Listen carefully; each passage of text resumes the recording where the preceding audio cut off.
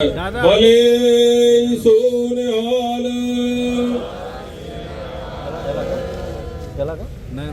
इसी प्रकार ये गुरु महाराज के चरणों में आशीर्वाद लेकर के समुच्चे ही समाज का, समुच्चे ही प्रदेश का, देश का और बहुत बड़ा नाम करेंगे। हाल हमारी बेलापुर के सम्माननीय माता जी एमएलए श्रीमती मंदाताई मात्रे जी, उनका सम्मान सरदार जरूर बताना चाहूंगा कि हमारे तीनों ही एमएलए हमारे सारे ही प्रोग्राम गुरमत समागमों सो मैं बाबा जी ਨੂੰ ਬੇਨਤੀ ਕਰਾਂਗਾ ਕਿ ਸਾਡੇ ਮੰਗ ਪੱਤਰ ਸਾਡੇ ਬਹੁਤ ਹੀ ਸਤਿਕਾਰਯੋਗ ਸੀਐਮ ਦੇਵੇਂਦਰ ਫਡਨਵੀਸ ਜੀ ਨੂੰ ਪ੍ਰਾਪਤ ਕਰਾ ਰਹੇ ਨੇ। ਸੋ ਬਾਬਾ ਜੀ ਨੂੰ ਇੱਕ ਹੋਰ ਬੇਨਤੀ ਹੈ, ਸਾਡੇ ਵੱਡੇ ਵੀਰ श्री रामेश्वर नायक जी का विशेष सम्मान किया जाए। हाल मैं अब विनती करूंगा हमारे ऑनरेबल सीएम जी को कि वो आप संगत के सामने अपने वचन साझे करें। वाहिगुरु जी का खालसा वाहिगुरु। इस डोड़ मेले ते हाजरियां भर रहे हो और साडे पंथ दे प्रसिद्ध रागी जथे भी भाई साहब भाई रविंदर सिंह जी रागी जथा सचखंड से गुरुद्वारा साहिबाना दे समुचे प्रबंधक और प्रधान साहब भी पहुंचे है। उत्थे साडे महाराष्ट्र दे मुख्यमंत्री दे मन विच अथाह सत्कार है। विशेष तौर ते उन्हां दे मन विच गुरु घर दा संगत ਜਿਹੜੇ ਸਾਰੇ ਸਮਾਜ ਨੂੰ ਆਪਣਾ ਪਰਿਵਾਰ ਸਮਝਣ ਨਾ। ਜਦੋਂ ਸਾਧ ਸਿੰਘ ਜੀ ਕੋਈ ਵੱਡੀ ਪਦਵੀ ਤੇ ਚਲਿਆ ਜਾਂਦਾ ਨਾ, ਉਹਦੇ ਲਈ ਸਮਾਜ ਉਹਦਾ ਪਰਿਵਾਰ ਬਣ ਜਾਂਦਾ। ਉੱਥੇ ਦੂਈ ਦਵੈਰ मार्गदर्शन मिलता है।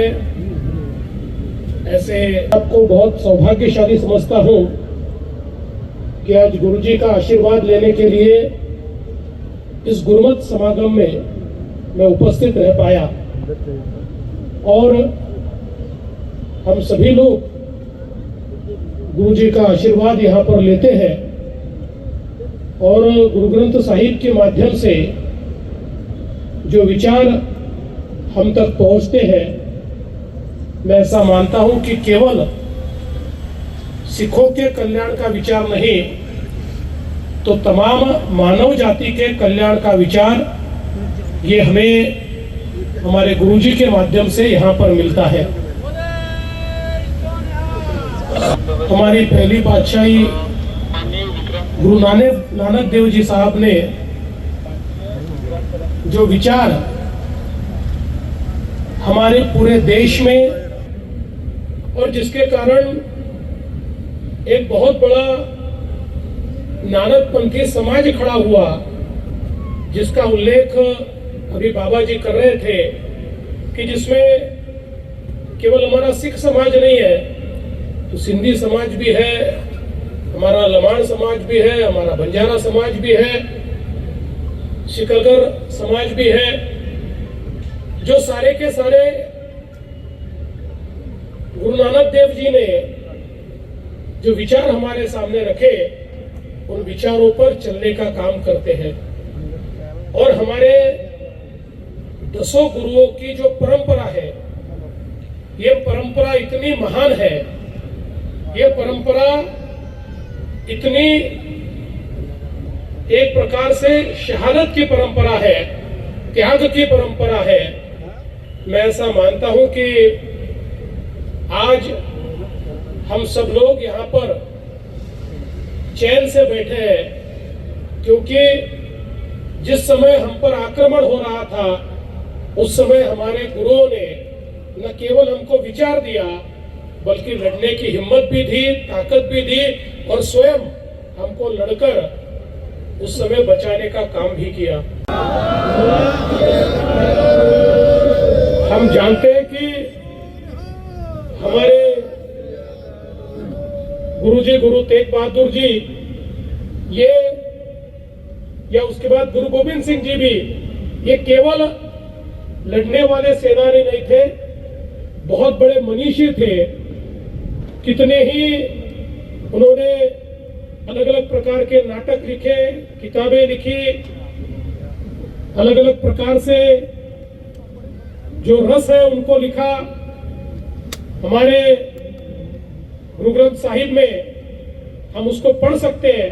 ये सारे जो उनके विचार हैं, ये विचार आने वाली पीढ़ियों तक पहुंचाने का काम हम सब लोगों को मिलकर करना है। और मैं ऐसा मानता हूं कि जो हमारी पंजाबी साहित्य अकादमी जिसकी हमने फिर से पुनर्रचना की है, इस बात को वो आगे ले जाएगी और निश्चित रूप से सभी समाज तक ये विचार पहुंचाने का काम वो करेंगे। हमारे बाबा जी ने यहाँ पर कुछ अपेक्षाएं भी व्यक्त की है। विशेष रूप से मुझे इस बात की खुशी है कि जो 11 लोगों की हमने कमेटी तैयार की थी, वो कमेटी बहुत अच्छा काम कर रही है और उस कमेटी के कारण आज हमारे सिख समाज में और सरकार के बीच सीधा संवाद शुरू हो चुका है।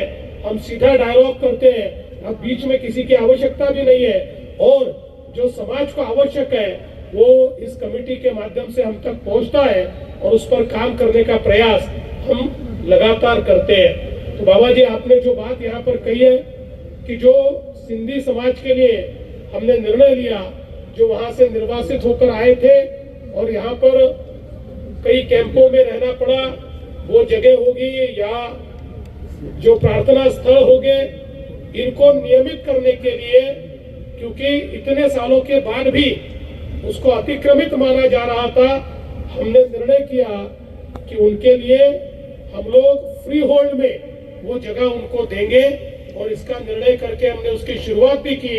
मैं आपको आज ही यहाँ पर वचन देता हूँ, ये निर्णय हमारे सिख समाज को भी लागू होगा, हमारे पंजाबी समाज को भी लागू होगा और जो इस प्रकार से